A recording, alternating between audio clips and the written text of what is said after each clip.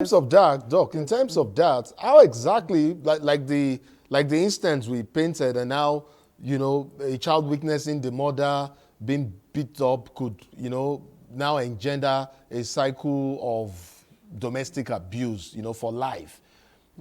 How exactly, or where exactly do the families now come in?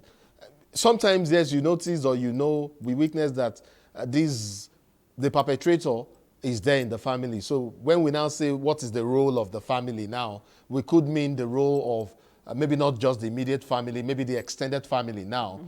When we say what is the role of the community, we could mean the community now could be neighbors around this family where these incidents are happening, when or those around their immediate vicinity.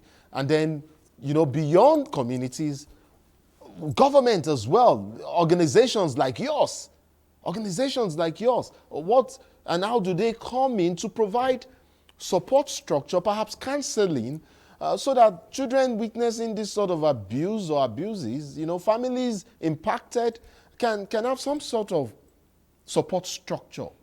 And then we can begin to break that chain, so that we don't have a circle of the same, of gender-based violence continuing from generation to generation, Doc.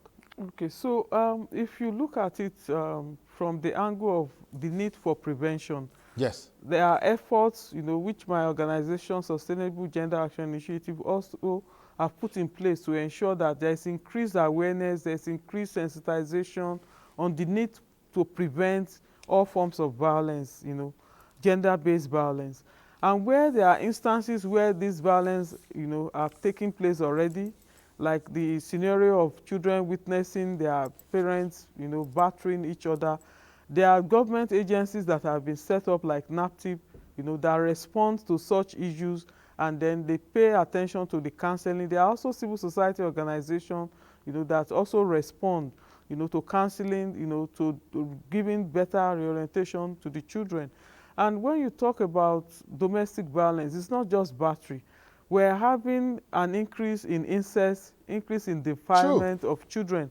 We have sexual assault and referral centers. We have, according to ROLAC, we have about 47 centers across Nigeria now where reports can also be made so that those who are victims can get immediate attention and support, and also get the necessary counseling, while also preparing all the evidence to ensure that perpetrators also don't go scot-free.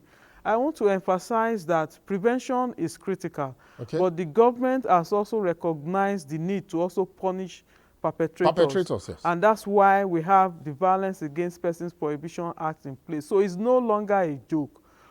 Perpetrating acts of violence just for the sake of doing it is unacceptable.